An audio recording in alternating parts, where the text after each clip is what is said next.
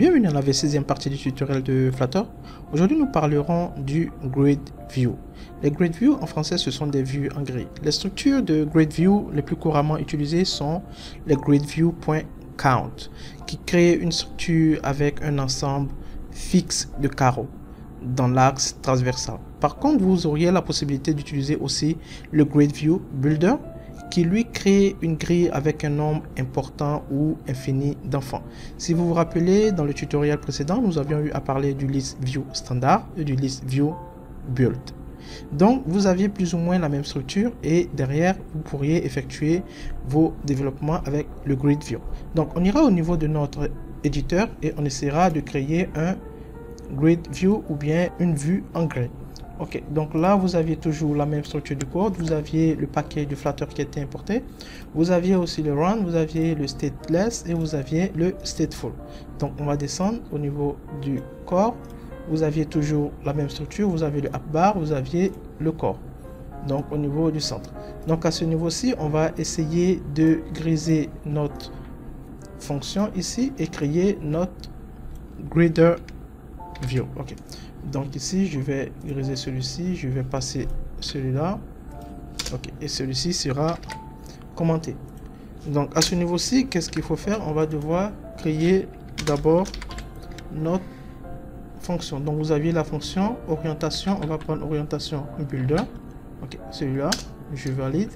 Et vous aviez vos informations concernant l'orientation builder. Donc ici, au niveau de là, je vais ramener ça ici. Vous aurez une virgule à ce niveau là et on va commencer à développer. Donc au niveau du builder, on aura bien sûr un contexte. Donc ici je mets contexte et vous auriez l'orientation. Orientation, je mets ça comme ça et vous ouvrez les accolades, c'est bon. Après ça, on va lui demander de retourner maintenant un grid view builder. Okay, vous avez le grid, vous pouvez utiliser le grid view extend, vous pouvez utiliser le grid view builder, vous pouvez utiliser le grid view count. On va effectuer un test avec le grid view count. Donc vous aviez le grid view count et vous aurez les différentes structures. Donc ici on met un point virgule parce qu'on est en return. Ça c'est bon et ça c'est bon. Ok.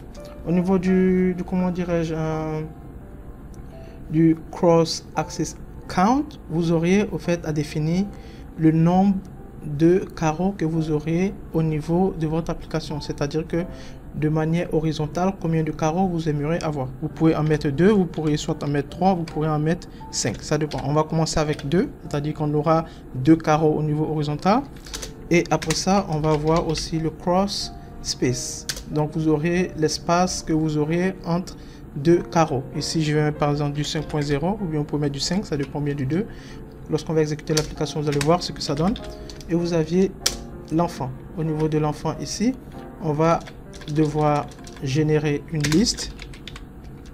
Donc je vais prendre list.generate. Ça c'est bon. Et vous aviez au fait le nombre d'informations que vous aurez au niveau de votre carreau. Ça veut dire que si vous aviez par exemple 2 de manière horizontale et que vous mettez par exemple 10, ça veut dire que vous aurez 2 et après vous auriez encore peut-être 10 autres vers le bas.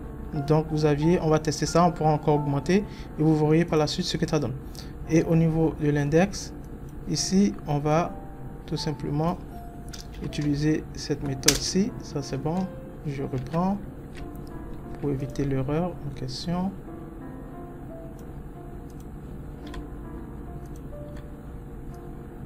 Ok, j'enlève ça, je mets les accolades, ok, et c'est bon.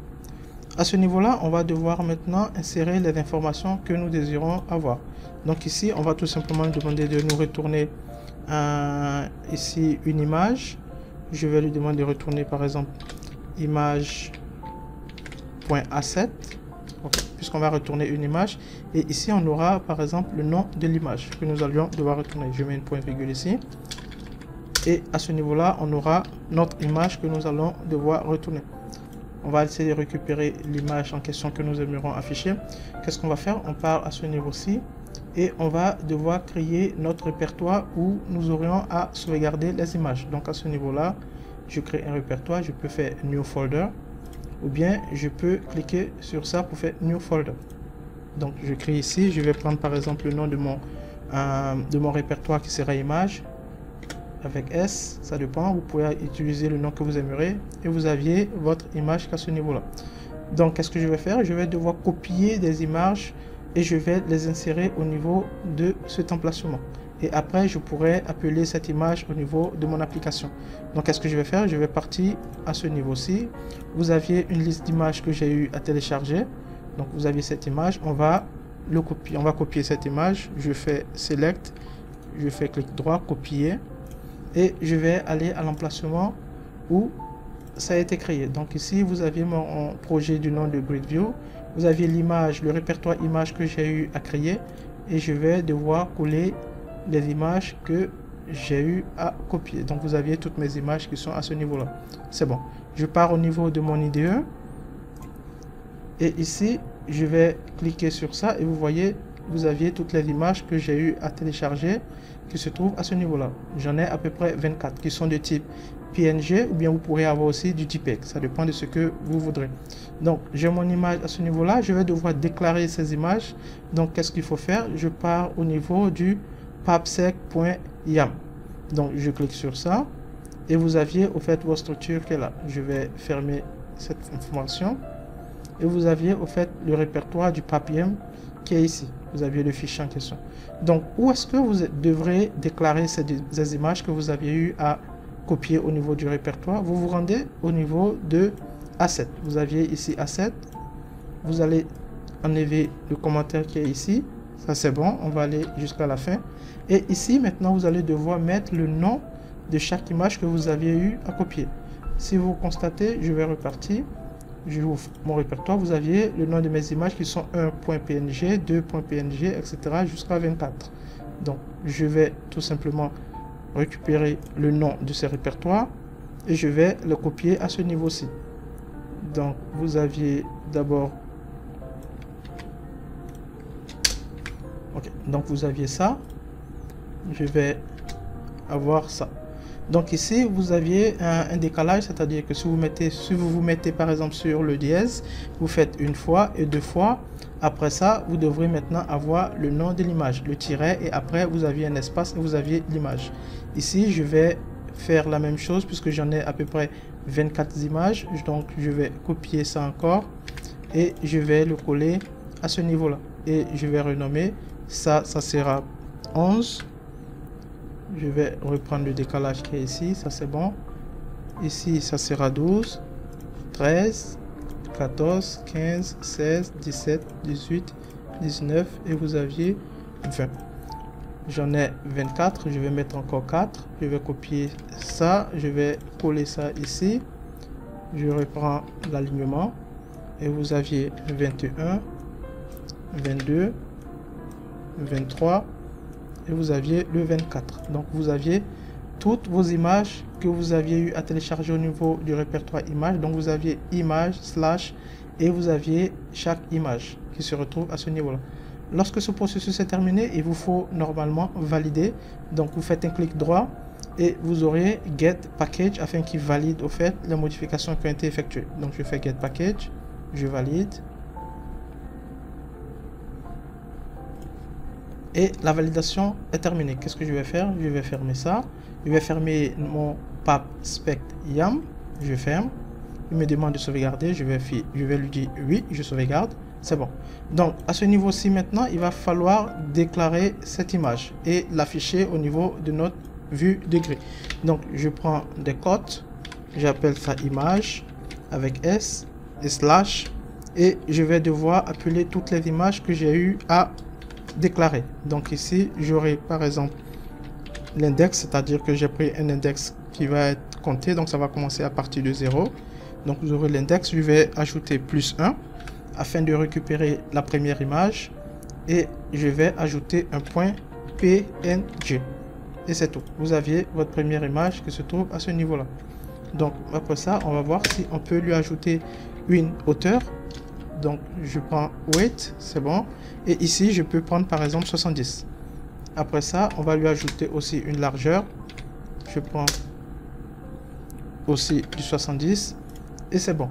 Après avoir eu toutes ces informations, tout est ok. il va falloir maintenant exécuter le code et voir ce que ça nous donne. Donc je clique sur exécuter et on attend le résultat. Et voici votre résultat. Vous aviez vos images qui s'affichent au niveau de votre application, c'est-à-dire que vous aviez le cross axis count qui est 2, donc vous aviez 2 au niveau vertical, et vous pouvez partir vers le bas, vous scrollez et vous aviez le reste des images. Donc à ce niveau là, vous voyez, vous avez 1 2 3 4 5, donc vous aviez à peu près 5, donc ça veut 2 et 5, donc ça fait à peu près 10. Donc si je mets par exemple 24 ou bien 23, on va mettre 24, donc ça ira normalement de 0 à 23 et vous aurez toujours 2 à ce niveau là. Je revalide et on va partir vers le bas. Ok, l'exécution terminée. Ok, on va descendre, donc là je pars vers le bas et vous avez toutes vos images qui ont été téléchargées dans l'application et vous aviez ici toute votre voiture. Donc ici vous voyez comment ça se passe. Ce qu'on va faire, on va devoir changer ici à par exemple à 3. Je mets 3, je valide, vous verrez ce que ça donne.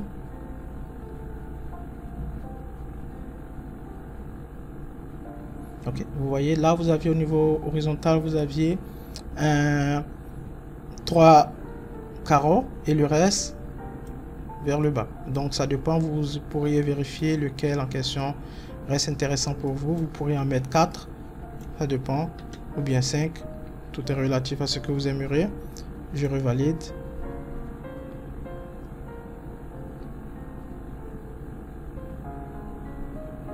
Et vous aviez 5. Vous voyez comment tout fonctionne.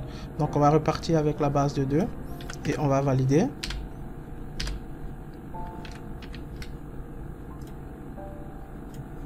Et c'est bon. Donc ici, vous aviez plus ou moins plus d'informations sur comment développer par exemple les gridview.count. Vous pourriez aussi développer avec le gridview.builder. Vous aurez la même structure utilisée au niveau du list view. Vous allez devoir créer une liste et après appeler cette liste, vous allez devoir déterminer le nombre d'informations dans cette liste et vous allez devoir afficher ces informations. Si vous n'avez pas suivi le tutoriel précédent, vous pourriez y retourner et jeter un coup d'œil afin de voir plus d'informations et comprendre comment est-ce qu'on développe au fait les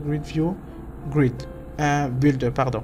Donc ici voici comment tout fonctionne avec les gridview.count. Si vous aviez des questions, vous pouvez me revenir et derrière j'essaierai de vous répondre. Merci encore et bonne journée.